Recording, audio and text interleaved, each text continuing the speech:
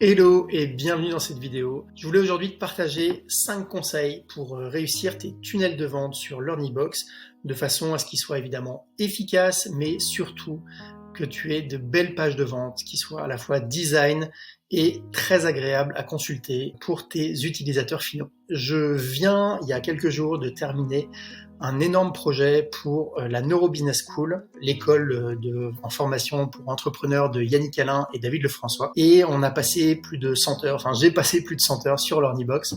Donc je voulais te faire part en fait de 5 points que j'ai trouvé quand même assez intéressants pour arriver à justement avoir des belles pages de vente comme celle-ci, des pages de vente un peu design qui donnent envie de cliquer, qui permettent de mettre en avant un certain nombre de points.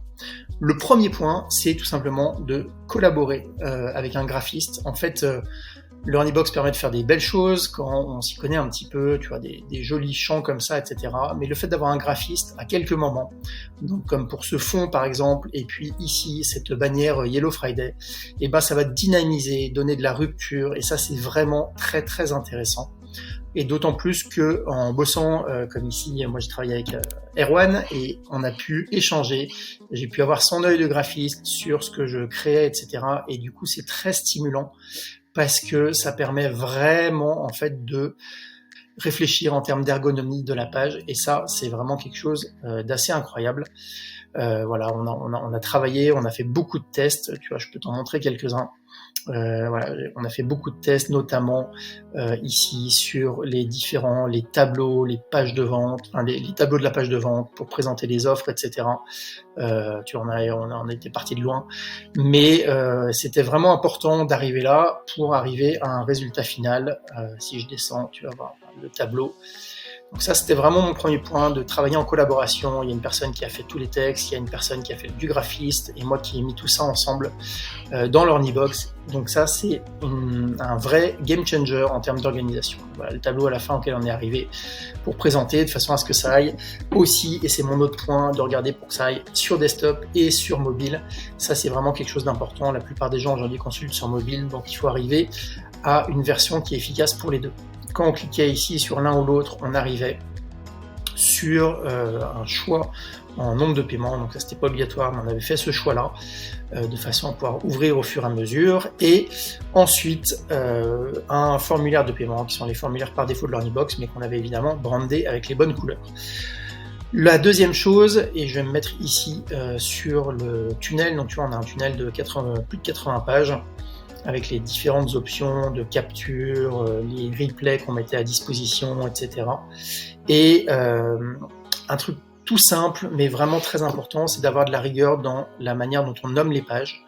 Dans LearnyBox, tu peux créer des noms de pages spécifiques qui se voient que dans LearnyBox et qui se voient pas comme titre en fait de la page pour les utilisateurs finaux.